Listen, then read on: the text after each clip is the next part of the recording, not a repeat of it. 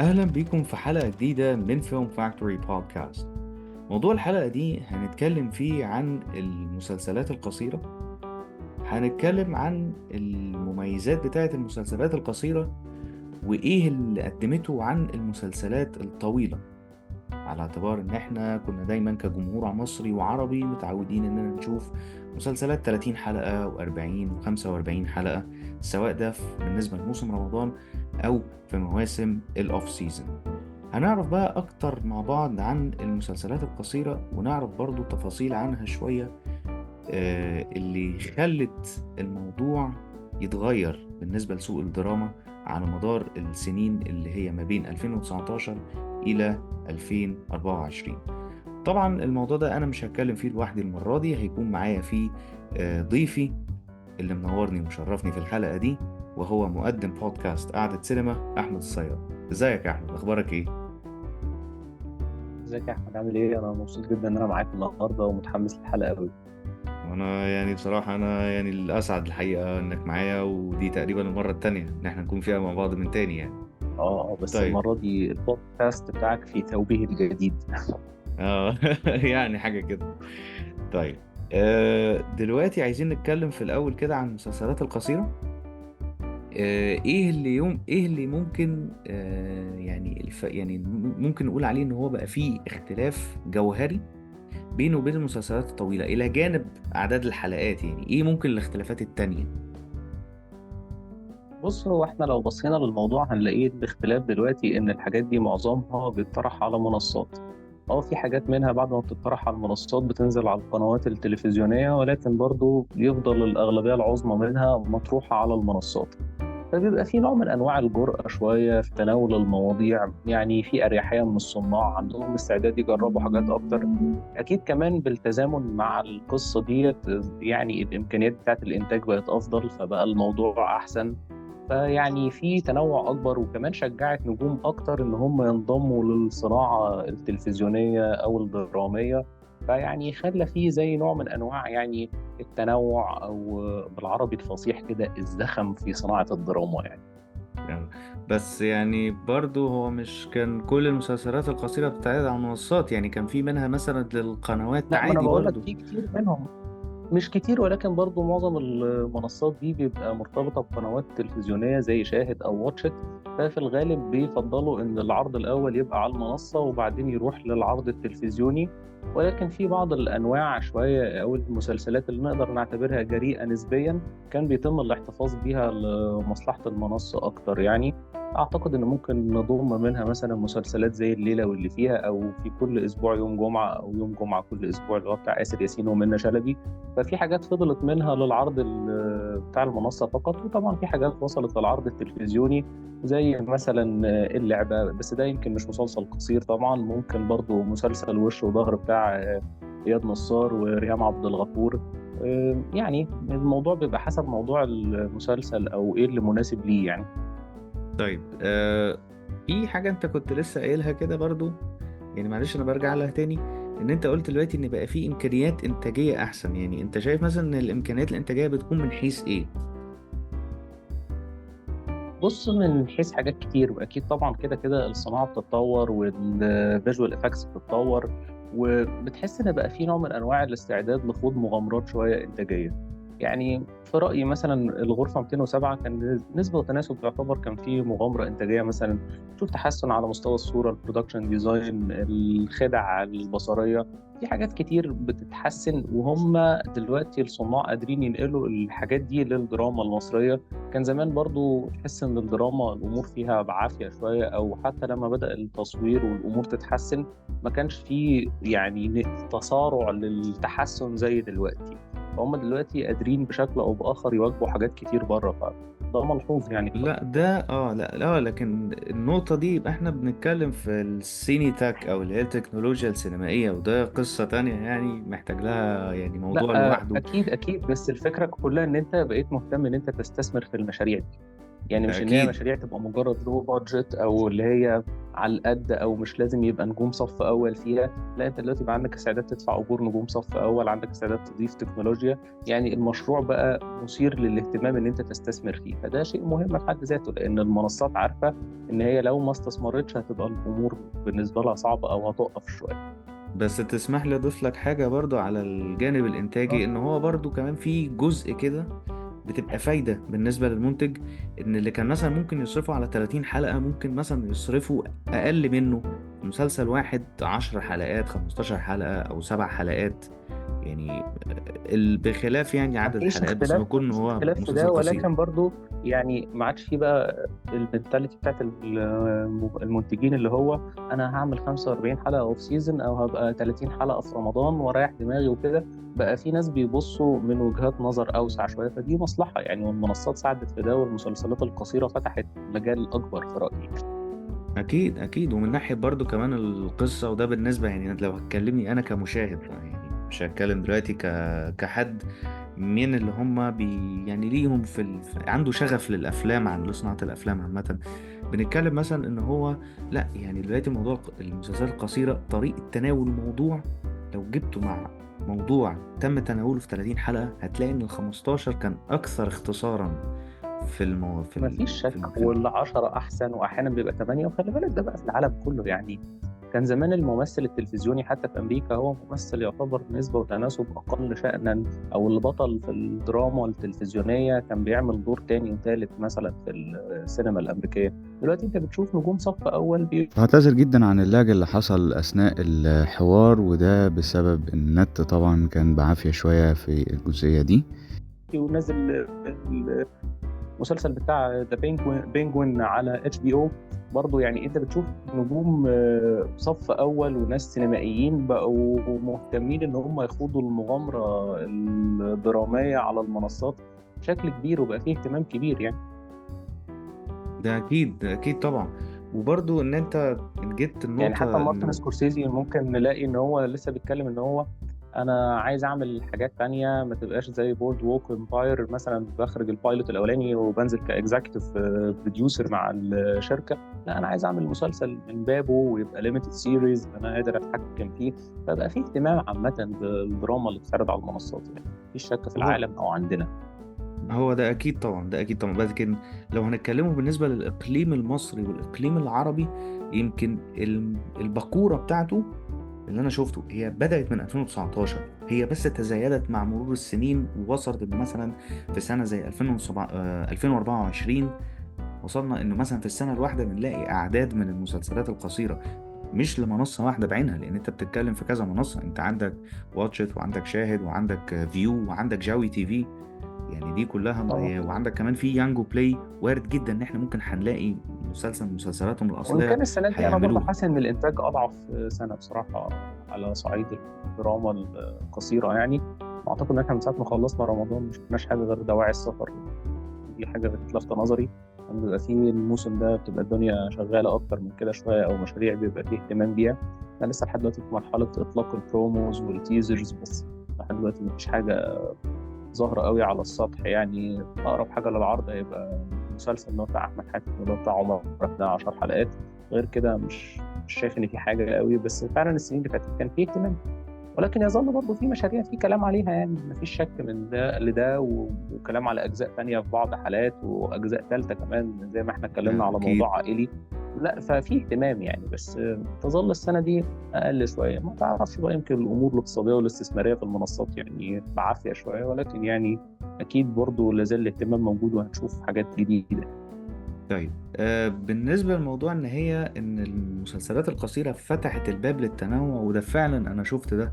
يعني إحنا مثلا دلوقتي أنت ممكن تشوف مسلسل فيه نجم صف أول أو صف تاني بيأدي دور البطولة، في ممكن كمان أحيانا وجه جديد هو اللي يقوم بدور البطولة، بس طبعا ما بتبقاش شرط إنه يكون بطولة مطلقة، يعني ممكن تبقى بطولة جماعية زي مثلا فكرة مسلسل بالطو مثلا، يعني من حيث ده حقيقي، الوجوه وكمان نفسها. ممكن بتشوف حد نجم في مجال بينطلق في موضوع مثلا زي أمير عيد في ريفو جزئين ودواعي السفر.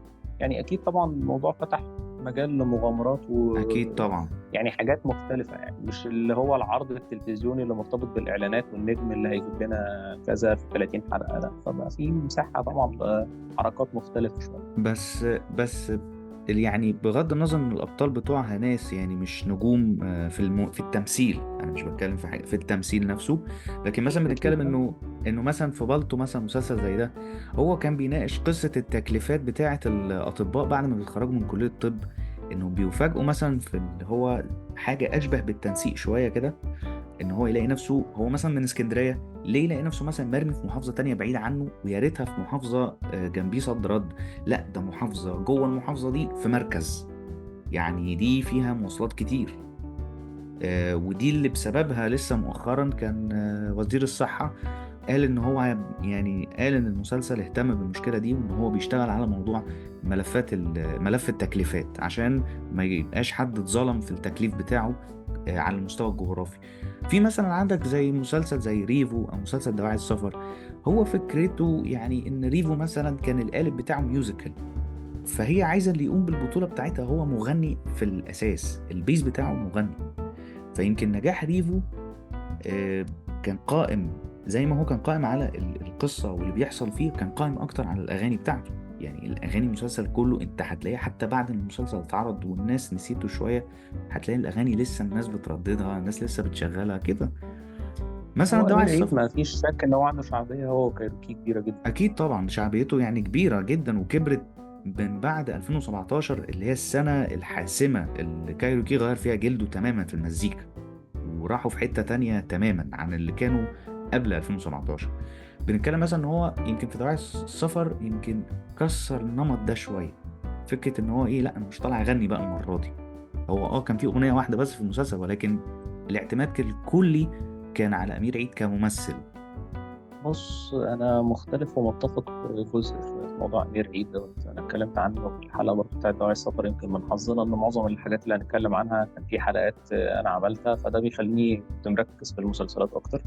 مم. الفكرة بالنسبة لي أمير عيد ممكن كان معتمد على الغنى والموضوع انتقل للتمثيل، ولكن برضه تحس إن هو ستايل الأداء متقارب شوية. هو ستيل هو أمير عيد. أمير أنا ما عنديش أي حاجة، يعني مش يعني لا أقوله ده ممكن يبان إن أنا منزعج، بس هو غير كده خالص. أنا بحب الصراحة بتاعته في الانترفيوز وجرأته، بس بحس إن في سنة حزن أو اكتئاب شوية. ده حسيته معكوس في المسلسلين. ما اعرفش، امير عنده مساحات من الاداء ممكن تكون مختلفة، ممكن يعمل حاجات تانية، وارد. ولكن انا لحد دلوقتي ما شفتوش خرج من قالب محدد من الاداءات. موضوع الموسيقى متفق فيه جدا، ولكن مستني برضو وعندي ترقب كده، هل لو هو عمل نوع مختلف من المسلسلات هيفضل في نفس الشخصية، هيعمل حاجة تانية؟ مش عارف بصراحة. دي يعني طبعا بتعود ليه وبتعود ان هو هل هو بعد كده يبقى عنده نية انه يكمل كممثل بعد كده في حاجات تانية او لا، لا، وهل دي هو حاجة كده قدراته ترجع له. التمثيلية تسمح بنوعية أدوار مختلفة؟ الله اعلم. يعني ممكن بالظبط. احنا ممكن نتفاجئ يعني عادي. طب ما زي مثلا روبن ويليامز مثلا، احنا دايما متعودين ان هو ممثل كوميدي، جه في فيلم واحد غير كل ده، ومع ذلك الدور اللي عمله كان دور بس درامي روبن وجد ويليامز جدا. أعتقد إن هو مش يعني، أنا مختلف شوية. روبن ويليامز عنده مساحات من الأداء خرافية. يعني أنا شفته في فيلم 1 اور فوتو برضه. أنا حاسس إن أنا جاي أعمل دعاية الحلقات عندك، بس مش القصد والله يعني، بس يمكن عشان ببقى بتذكر الأحداث. يعني 1 اور فوتو مختلف عن ديد بوت سوسايتي، مختلف عن الحاجات الكوميدي الصرف اللي بيعملها، مختلف عن انسومنيا اللي كان طالع فيه سيريال كيلر، واحد من الافلام الاندر ايوه ريتد جدا، كان اشترك هو فيها ده الباتشينو او وكان كان اخراج نولان. واحد كان من ده اللي الافلام الاندر بنتكلم ريتد جدا فيه هو. انسومنيا. كان هو ده اللي كان قصدي عليه، ان 1 هو ده اور الفيلم اللي فوتو غير رهيب بقى. فيه نفسه.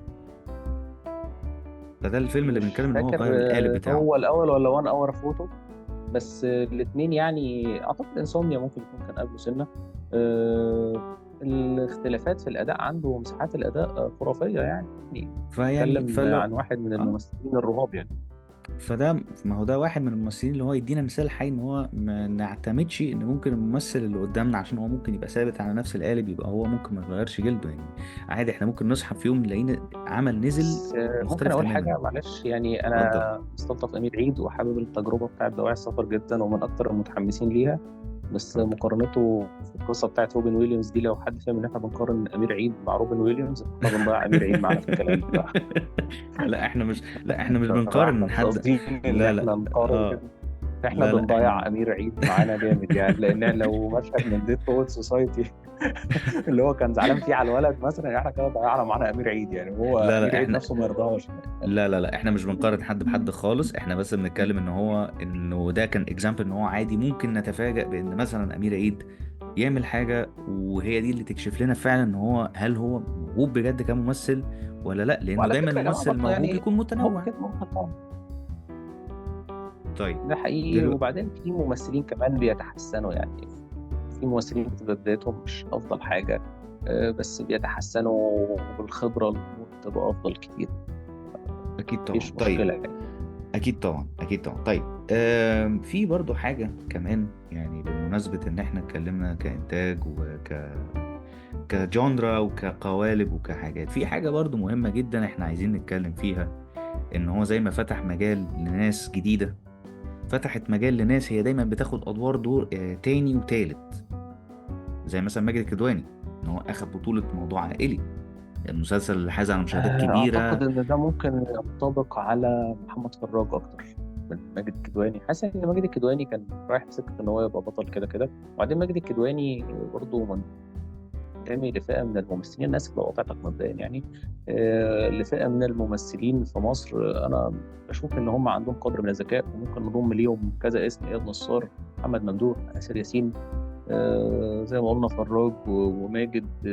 عندهم قدرة إن هم وقدر كبير من الذكاء إن هم يعملوا دور بطولة لما بيحتاجوا، ما عندهمش مشكلة يتراجعوا لفكرة السبورتنج رول زي الناس في أمريكا يعني. فده ذكاء كبير منهم، مش ملتزمين وقافلين دماغهم على إن إحنا لازم نبقى نجوم في كل لحظة ونتصدر أفيش الفيلم أو المسلسل. فهم بيلعبوها صح يعني، بيختاروا البطولة في الأوقات الصح وبيتراجعوا خطوة في الأوقات الصح برضه.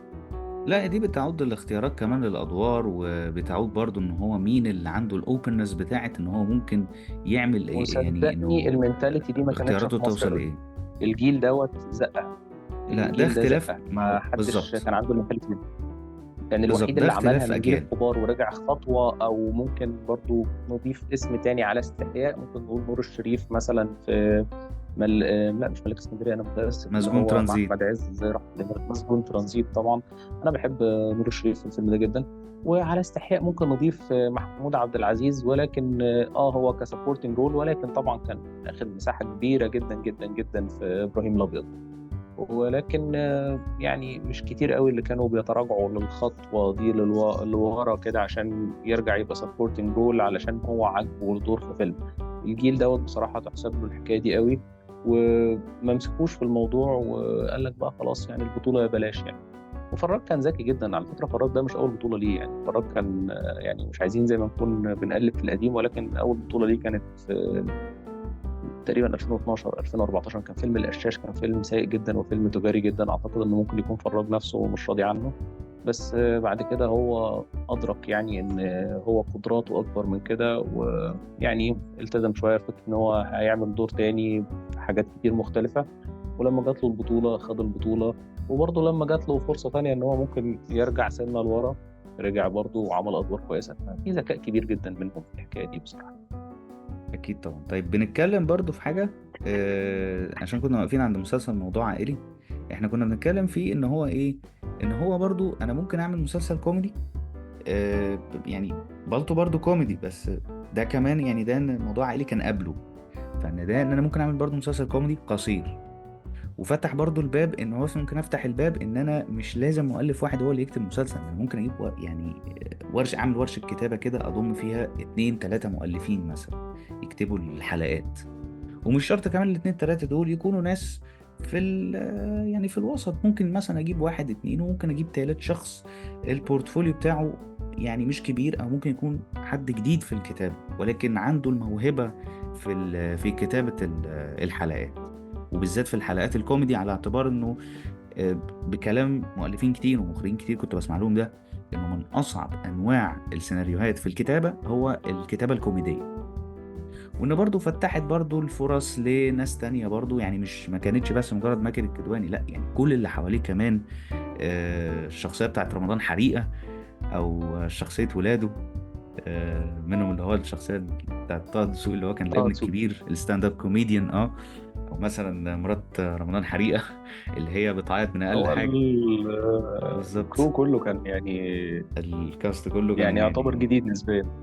الكاست كله يعتبر جديد وانه نسبيا. برضو وان هو برضو اغلبهم، مش هقول كلهم عشان في منهم كام حد جديد لسه كان بدايته كانت من المسلسل ده، او ما كانتش بدايته، كانت انطلاقته، لان احنا ما خدناش بالنا من بداياتهم. ان برضو آه، ان برضو غيروا جلدهم في الكوميديا، في الدور الكوميدي. يعني مثلا رمضان حريقة ده انا فاكره مثلا من ايام يوميات ونيس، يعني ده كان مثلا كان هو على طول طالع حلقوم المتشائم العصبي اللي خلقه ده من كل حاجة. هو ما كانش معروف غير بالدور ده، كسر كل ده بالدور بتاع رمضان حريقة. ده بص انا مثال بشوف ان بسيط. محمد رضوان ممثل كبير جدا. يمكن امم. كان بيعمل ادوار صغيره قبل كده وما كانش ياخد مساحته. يعني هو كان يعني في نوع من انواع الممثلين كده اللي هم بيبقوا مهمين كده، حضورهم دايما بيبقى دايم في كل الاعمال الدراميه، ولكن ممكن ما تبقاش عارف اسمه بس تبقى عارف وشه دايما، وعارف ان الراجل ده بيجي يسد كده في ادوار صغيره ومعقوله يعني. ولكن امم. الراجل ده اخد فرصه كويسه جدا، ودي تحسب لاحمد اكيد الجندي ان طبعا. هو عنده قدر من الجرأه ان هو يجيب حد يعمل الدور ده. يعني في العادي كان ممكن ناس تانية تبقى حل آمن، مثلا في ناس كانت ممكن تفكر في حد مثلا زي بيومي فؤاد أو هو ايفر ممكن يكون موجود في الحكاية دي. بس لا، في كان جرأة في الموضوع نفسه. أنا بشوف إن موضوع عائلي يعتبر الاختلاف اللي فيه مش فكرة الكوميديا أو أي حاجة، وفكرة الكوميديا الإنسانية اللي مرتبطة بموضوع درامي بس بيطلع منه طبعا. كوميديا، فده كان خلى في نوع من أنواع التعلق بيه. يعني هو مثلا مش نوعية الكوميديا اللي هي زي الكبير أو اللعبة أو حاجة اللي هي بتبقى اللي هي الكوميديا كوميديا، الاستهلاكية. فاهم؟ لا مش بسميها استهلاكية، ولكن اللي هي مش خاضعة للمنطق أو الحقيقة 100%، فاهم يعني؟ أو اللي هي فيها نوع من أنواع إنجاز التعبير، شيء من الفانتازيا الاجتماعية، أو الهدف هو الضحك للضحك، يعني سميها زي ما بالظبط. تسميها، دي اللي هو صفات بتجمع الأعمال دي شوية ببعض. ولكن ده هو موضوع درامي بحت. يعني في مشاهد مؤثرة جدا، يعني زي ما انت كنت بتقول رمضان حريقة، محمد رضوان قدر يقدم مشاهد درامية مهمة جدا ومؤثرة جدا على مدار الجزئين اللي فاتوا يعني. بس الموضوع نفسه أنا بشوف إن الاختلاف فيه هي الحكاية دي. الكاست يعتبر ظهور محمد رضوان وطه دسوقي طبعا دول هم المغامرة الأكبر. بس الباقي انا مثلا في حاجات في الجزء الثاني ما حبيتهاش قوي بصراحه، وشايف ان هو يمكن نسبيا اقل شويه من الجزء الاول.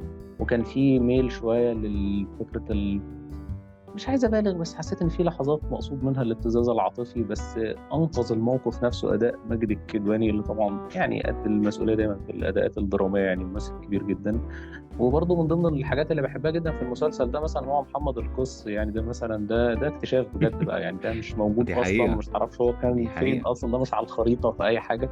بس امم. الجاب ده المغامره اللي بجد، فده حاجه حلوه يعني. وبرضه في ناس برضه ممكن نضيف ان هم للمجموعة السابقة اللي اتكلمنا عنها، اللي بتقدم أداءات مهمة أيا كان الدور اللي هي فيه، سواء بطل أو مش بطل. أضيف محمد شاهين اللي بيعمل دور هنا بقى يمكن أصغر من إن هو يبقى سبورتنج رول، ده يعني أقل مثلا بالنسبة للترتيبة مثلا في الثالث أو الرابع، ولكن هو كلهم سبورتنج رولز اللي بيبقوا في لا المساحة اكيد دي. طبعا. بس هو عنده استعداد إن هو يطلع مثلا مشهد كل حلقة، في سبيل ان هو بيعمل دور حلو وهو مقتنع بيه. فبرضه يعني من طبعا. الناس اللي بشوف ان هم موهوبين جدا محمد شاهين يعني. طيب، بمناسبة انك كنت بتقول عن المسلسل ده ان هو فتح فرص لناس، خلينا برضو ما ننساش ان احنا المسلسلات القصيرة عامة فتحت برضو فرص للي ورا الكاميرا بقى، ودي اللي المنتجين غامروا بيها. يعني مثلا لو جبنا روابط مشتركة بين المسلسلات دي كلها، انت هتلاقي ان في من وسطهم مثلا في مخرجين اول مرة يخرجوا مسلسل في حياتهم.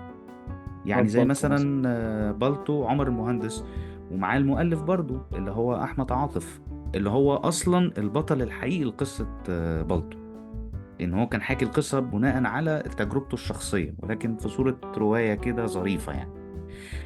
عندك مثلا في دواعي السفر محمد ناير هو كان مؤلف كده من أول ما ابتدى من 2012 2011.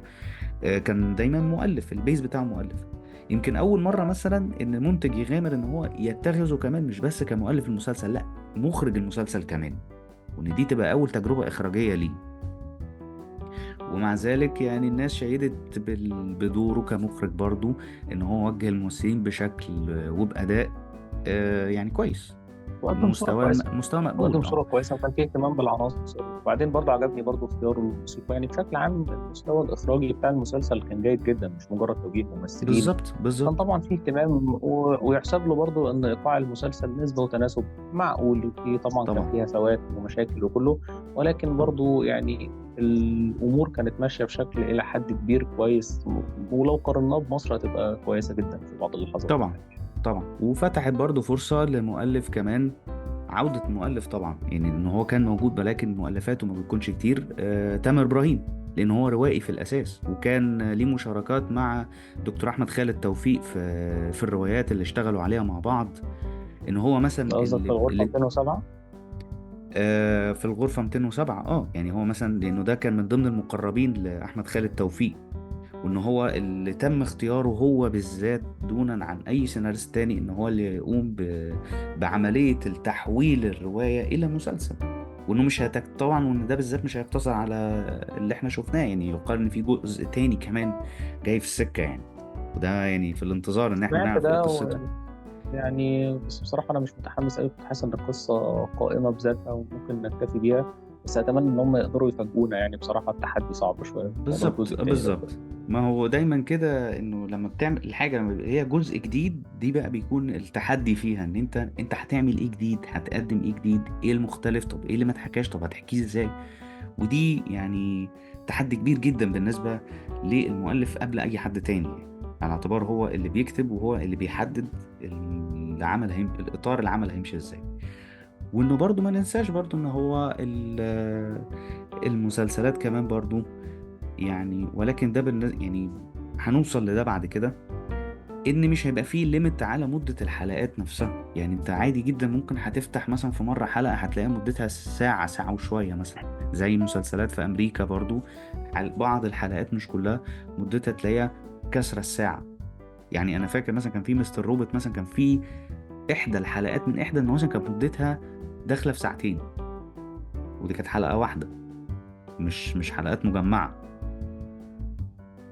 بص أنا فاهم قصدك، ولكن لحد دلوقتي الحلقات الطويلة في مصر يعني ما حسيتش إن هي أنجح حاجة. يعني أنا على ذكر دواعي السفر مثلا، الحلقة اللي كانت طويلة أوي الحلقة الأخيرة، ما حسيتش الموضوع كان يستاهل أوي. ولكن مفيش مشكلة في طول الحلقة والقصر بتاعها as long as إن أنت قادر تقدم حلقة مترابطة، الإيقاع فيها كويس، وماشية حلو. يعني الموضوع مش بيفرق طالما أنت قادر تقدم ده. ويا ريت في مصر أصلا موضوع الحلقات نفسه يبقى فيه يعني مش لازم 8 و7، يعني اللي محتاجه العمل اعمله. يعني أنا بشوف إن كان في مثلا عمل كان من أقصر عمل أنا شفته في مصر، كان الليلة واللي فيها هاني خليفة، كان بطولة زينة. انا يمكن ما حبيتش المسلسل قوي، كان فيه اشادات شويه بوقت عرضه يعني. ولكن انا حسيت ان افضل حاجه في المسلسل بالنسبه لي هي اداء صلاح انور سوفر، ويمكن من بعدها محمد شاهين. ولكن كان يحسب للمسلسل ان هو جريء، وفكره ان هو 6 حلقات يعني. وهاني خليفه اعتقد ان هو كان ذكي كفايه ان هو ما يمطش المسلسل اكتر من كده، ويكتفي اكيد بهذا طبعا. القدر، يعني هو وفريق التأليف أو المؤلف اللي كان موجود. فيعني اللي محتاجه نعمله، فاهم؟ هو ده اللي أنت اكيد المفروض تفكر فيه. ولكن في مصر برضو تظل فكرة إن أنت هتعرضهم حلقتين في حلقتين، فهنزود مدة شوية، هنقصر مدة، تشغل بال الناس القائمين على العمل. ولكن برضو خلي بالك يعني يظل أفضل من 30 حلقة بكل اكيد طبعا. المقاييس يعني. اكيد. وبرضه يعني اللي برضه مميز، المسلسلات القصيرة برضه يعني هي زيها زي الطويلة، يعني هنلاقيها في رمضان، ممكن نلاقي في منها في رمضان، ممكن هنلاقي منها في الاوف سيزون، يعني ده موجود وده موجود. على فكرة وممكن المسلسلات كمان. الطويلة لسه شغالة، يعني خلي بالك اللعبة لسه بيتم إنتاجه، هو 30 حلقة. اكيد على طبعا. شاهد بنشوف المسلسلات اللي هي متعربة من المسلسلات التركي زي الثمن أو اكيد كريستال، كلهم 90 حلقة، كل سوق اكيد طبعا. شغال اكيد بالتوازي مع التاني يعني. اكيد طبعا، بس بنتكلم على حتة ان هو ان ليهم مكان زي المسلسلات الطويلة دلوقتي، وليهم من مساحاتهم مع المسلسلات الطويلة، ما رحناش منها بعيد يعني. وان هم برضو في المواسم هنا موجودين، في المواسم دي كمان موجودين. وده برضو ما يغنيناش، زي ما قلنا ما يغنيناش عن ال30 او ال45 حلقة برضو. وده شيء طبيعي جدا طالما يعني، في على جمهور والناس اعتبار ان ده متحمسة على يتعمل اعتبار ان لهم. دي على اعتبار ان دي خطة موجهة وتوجه من الشركة الماسكة مجموعة القنوات، بحسب يعني احنا بنتكلم سواء من الناحية في مصر عندنا الشركة المتحدة، او عندنا على الناحية التانية مجموعة ام بي سي، على اعتبار ان هم المتصدرين في الاعمال المصرية والعربية يعني. طيب، سؤال اخير. تفتكر ان المسلسلات القصيرة ممكن مساحتها هتبقى اكبر في المستقبل، بمعنى ان ممكن هتوصل بعد كده ان فكرة ال30 وال45 حلقة دول يتلغوا تماما من السوق؟ بص، ما نقدرش نحدد قوي، ولكن لحد دلوقتي هيكون صعب شوية، خاصة إن ال30 كرقم أعتقد يظل مرتبط بشكل كبير برمضان. فممكن نفضل شوية على المدى القريب والمتوسط، هتبقى فكرة إن أنت تستغنى عن ال30 هيبقى صعبة بسبب بعض المنتجين وبعض النجوم. ولكن إحنا بدأنا نشوف 15 فكويس، بس أعتقد في القريب والمتوسط هيكون صعب. على المدى البعيد بقى الله أعلم، ما حدش عارف إيه اللي بيحصل يعني. إحنا ما كناش عارفين إن في يوم من الأيام هيبقى في نتفليكس، ومن بعدها اتش بي او هيبقى عندها منصتها المتاحة على الإنترنت، وهلم جرة بقى يعني، أنت عارف الباقي. اكيد طبعا، اكيد. انا بشكرك جدا يا احمد على انك كنت معايا برضو في أنا الحلقة دي. بشكرك.